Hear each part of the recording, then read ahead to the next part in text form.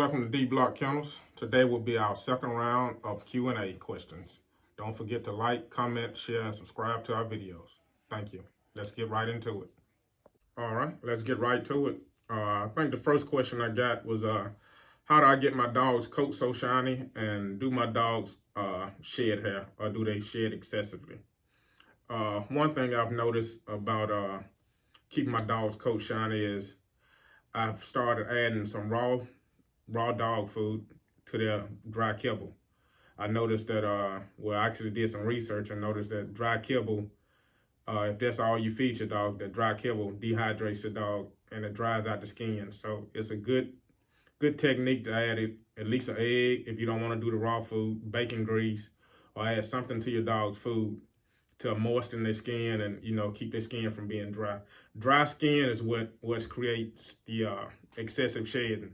So, like I said before, if you want to add an egg to your food, dog food, or add some raw meat with their dry kibble.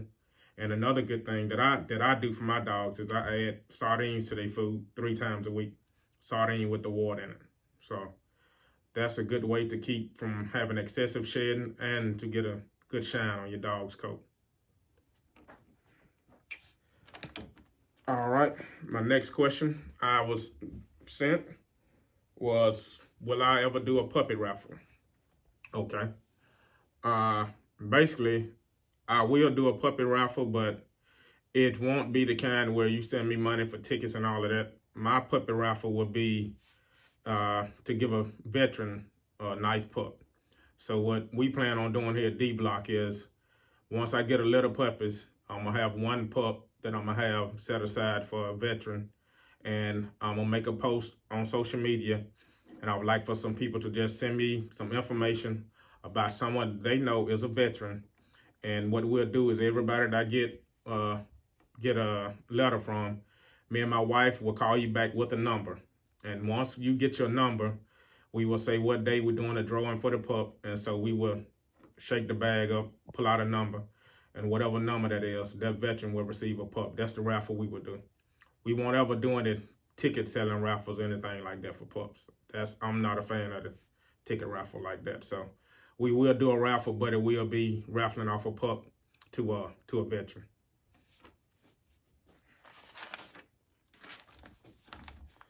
All right, and number 3 was kind of a big one. Everybody wanted to know, will I have waiting lists, and what do I think about long waiting lists? Okay.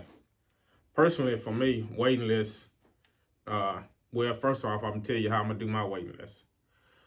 Waiting list here at D-BlocKennels will go as, once we get a litter of pups confirmed, we will take 2 deposits. We'll take 2 deposits for males, 2 deposits for females. Once we get those deposits for 2 males and 2 females, we'll write a list of everybody that has called and requested a pup. Once the pups are born and we get a solid number of pups, well, we know how many pups we got for sale, then the next person in line on my list, I will contact you and let you know you have available pup, and you can send your deposit then. And we will take deposits for the rest of those pups after the pups are born. I will not have a waiting list where you got to wait, length of time to get a pup. I'm not going to hold anybody money like that. So at the most, if we have 2 females come in heat at the same time and they're bred and they both are confirmed, at that time, I would take 4 deposits from each female after the female has been confirmed. It'll be two males for each litter, 2 females for each litter. And we will not hold money, what I'm saying. We won't, just take deposit just because we say we got a litter coming, or we basically think we got some puppies coming. As for my list, once I do a list, now you can call and get on the list. I will write down a list with names on it. But what I would do with that list is, once the pups are sold and the people on the top of the list have moved, I'll call and let you know that you're next and we got a litter coming up. And if you say you're not ready for that litter when it comes, then I'll move you down and move the next person up. Probably talk to my wife and we'll see how many times we'll move you down once your number come up. But we will move you down, and then the next person come up. And what I will do is, as my list changes, everybody that's on the list, I will take a picture of the list and send you a copy, let you see how the list is working. So that's my take on it. That's the way we'll do it here at D-Block. And if you have any other questions, feel free to call me about the list.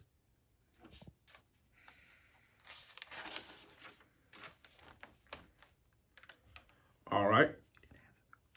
Number 4 question was, how do I know what bloodline to add to my kennel? So best way to put that is, I guess you would have to look and see what type dog you like, what type structure you like, what type headpiece you like, in order to see what bloodline you want to bring into your kennel. Because all bloodlines produce different looks, different body styles, different head styles. So I would just tell you to, if you see a dog on social media, see a dog some way that you like, check and see what bloodline that dog came from. Or if you see one with a nice head that you like, but you don't like the body, see what bloodline it came from, and then try to go find a dog that you like what the body is. And, you can try to match those lines up. I can't tell you just exactly what bloodline to bring into your kennel because everybody likes are different. Now, I know what I like, so that's why I picked the dogs that I got to create the look, the head shape, and the body style that I want. So with that being said, you just have to do a lot of research. And the best thing to do is, like I say, find a dog that you like. I don't think there's no perfect dogs, but if you find a dog that you like really, and contact that breeder. A lot of breeders don't mind discussing bloodlines with you. Some of them won't do it if you're not buying a puppy from them, but I met a lot of nice guys with these Rottweilers that, don't mind communicating with you and giving you some good information. So the way to decide which bloodline to bring into your yard, I guess you just have to do a whole lot of research. The first thing to do, like I said, though, was just find a dog that you like, that look and temperament, and then contact that breeder and see what lines he used to get that dog.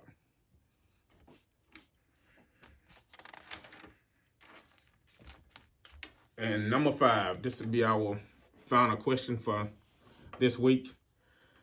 I was asked, do I prefer buying older dogs or buying puppies and raise them myself? Okay. I actually like both. And to me, I guess it just depends on what direction you go in your kennel. Some people like to buy younger puppies and raise them. They don't like dealing with older dogs. I actually did both. I got 2 young pups outside, and I ordered an older dog that'll be coming next month. So I guess it's the direction you plan on going to your kennel. If you decide to buy younger pups and raise them up to breed, or if you decide to buy an older female and breed her, it's to me, it's up to the kennel. Everybody's path is different. So with that being said, I don't think there's any difference in if you decide to get your puppies young and raise them and produce some pups. I don't think that make you any better than anybody else that wanted to buy an older dog, and buy some pups and produce off that female. I think everybody's path is different, and each kennel does what's best for them. So, I did it both ways because I wanted an older dog and I wanted pups. Everybody don't see it that way. So it's basically up to you and which path you decide to take your kennel in. And I think that's it for this week. I got a couple more questions, but instead of just doing 1 or 2, I'll add those on to next week. So inbox is open if some of you guys want me to, discuss or talk about. Feel free to inbox me, and I'll try to address it next week on the Q&A. And also, I need to let you all know, due to the quick response we got on the Rottweiler Talk vlog, we was actually going to start it in February, but we changed the dates. We had to go ahead and start it in January. So if you look at my Facebook page, you'll see the updated dates on there and our first 3 guests we're going to have on the show. I think it'll be something real nice and pretty big, man, for the Rottweiler community. Once again, thank you for checking in with D-Block. We got a lot of good information to put out, so just keep checking in with us every week to see what videos we got coming out. And don't forget to like, comment, share, subscribe to the videos.